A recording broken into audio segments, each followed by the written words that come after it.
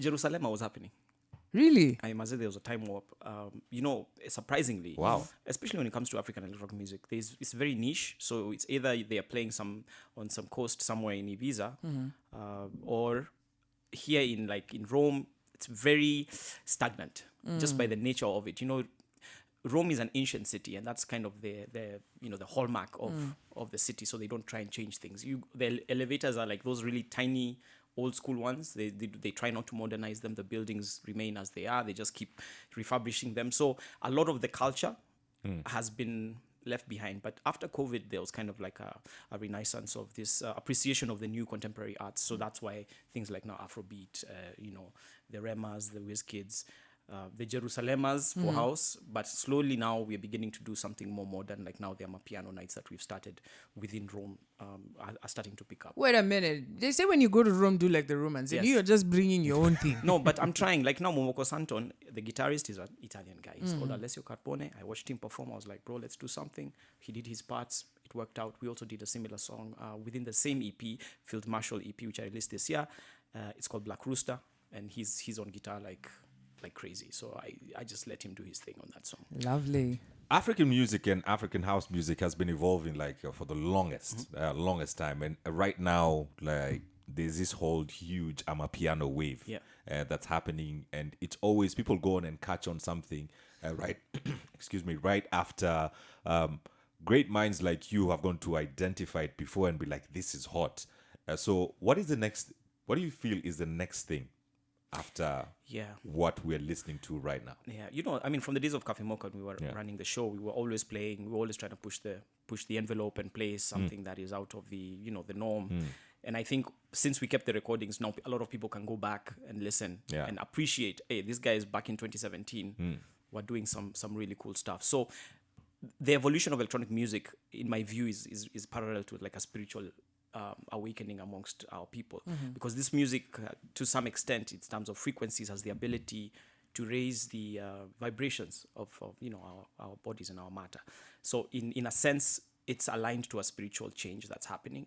We've seen it in different aspects, even in the political scene amongst the youth, that can be connected to some spiritual kind of cycle.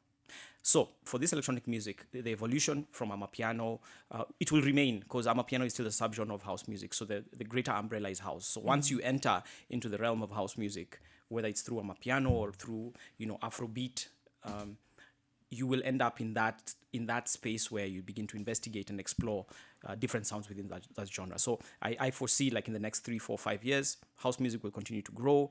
People will begin to appreciate things like deep house, soulful house, different subgenres of house music, and more music will be produced, because Kenya has now become a hub for electronic music globally. Yes, absolutely. Yeah. Which then brings the question, because to answer what Kerry is saying, or just to chime in, I've been watching what's happening in the UK, and there's the garage sound, which is sort of making a comeback very hard, right? Yeah. And people are dancing, people are loving it, all colors. Do you ever see a time where garage will take over Africa? Garage in itself, I don't foresee that, because it's not aligned with our, our cultural music and our rhythms, our traditional rhythms. And that's why, for me, I'm such a huge believer in house music, because it's so aligned to our traditional, music, things that we are subconsciously already resonating with through our generations, through our ancestors. So in my view, again, house music is going to be the standard in terms of just the format. Whether it's going to be 3-step or amapiano or, soulful house or whatever, it'll still be within that realm of 4 to the floor beat, or a certain BPM or a certain type of production style, but incorporating a lot of the African elements like we've been seeing now. Moving from Kenya to Italy, yes, right? And especially now, I don't know if you hear what our president, our CSS keep telling us: get your passport, get out of here. Yeah, get out. There's no jobs, get out of here. And guys are running, to go get those passports. But I don't know. Is Italy a place that's welcoming to Kenyans? Short answer is no. Europe right now has What? No, guys, I'm gonna. I beg, tell us the truth now. And you're going back. I'm telling you from the ground. From the ground up. Honestly, honestly, it's difficult in Europe. especially now with the the change in the political scene, there's kind of like a pushback on immigrants and I mean people that look like us in general. Bro, you have like the healthiest Dedan Kimathi kind of dreadlocks. Yeah. Well, the healthiest ones. Ni Mungu, maze, ni Mungu. So I thank you for that. It's like one of my personal things. I'm writing a book about it. So so what I was saying is basically there's a sense of, I'm sure when you guys travel you also feel it. You feel like this is a nice place, but it doesn't feel like I'm too welcome here. So the perspective and what I would advise people is when you go out there, go with an agenda, have a timeline of how long you want to expose yourself to those kind of vibes. Do you want your children to be exposed to those vibes as well? It's a good place to grow and of course expand your worldview, as you guys know, because you travel as well. But in the long term, where are you going to retire? Where are you going to engage with your your wajukus and your kids? So you wouldn't raise kids there? It's difficult. I would prefer to do something maybe in Kenya, in a farm somewhere, or in Diani. My dream is to build a studio there, raise my kids there. Yeah, but in general, my agenda is to grow the brand, generate as much as I can in terms of goodwill and revenue, and use that revenue to settle back home. Do you think black people can be regarded as expats? Reason I'm asking this, we were having a conversation on our podcast on how it's weird how if you're a black person, you go onto a European country and you're regarded as an immigrant. Sure. But white people, haikuangi immigrant. Hata tujaisema hiyo jina hapa. Hapa si usema, those expats. Expert ndio huyo amekuja. It's true, by the way. And this is part of that how Kasumba ya mkoloni, the neocolonialist mentality we have, where, we've been convinced that we are not as good. And everything around us shouts that because it's been designed to make you feel that way.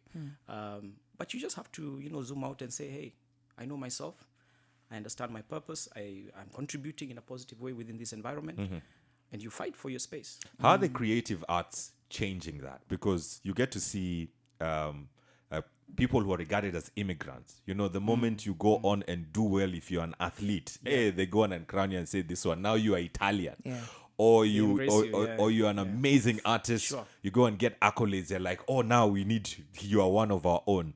How creative arts changing that narrative? I mean, because we are able to showcase our true essence, our brilliance, which is undeniable. Yeah. Once that is seen and that is observed, and that is, we observe everybody publicly appreciating this, because the whole thing is about acknowledgement. If you're not receiving acknowledgement for your skill set, you kind of get a vibe of, hey, maybe I'm not good enough. And that's why it's really important for you to know yourself and know why you're doing what you're doing.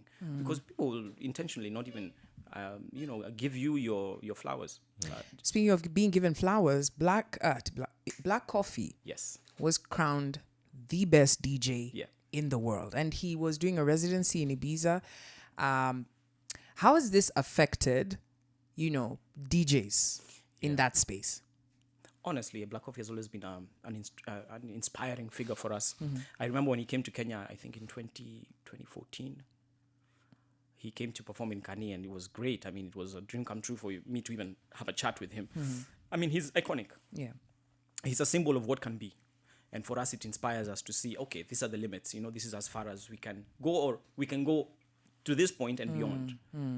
So he's been able, as a professional DJ, to showcase, what being a musician is. And it's kind of changing also the mindsets of our parents who feel that, this profession, is aligned with other things, and you'll end up, a failure. But Black Coffee has been able to demonstrate that, you can actually make a success and diversify the revenue that you accrue from this skill into other things. I love it. Yeah. If you just joined the conversation, we are joined by Jack Rooster, who is from Kenya. Who is from Kenya, but is currently based in Rome. And he, you know what they say, home is best. Isto Rome, kabisa. Home is best. Yeah. And he's, of course, come to sample some new music. We're also going to be sampling some old music. Do you remember Wamlambes? Yay. Oh, he had his own version. It's coming up next. This is Kiss.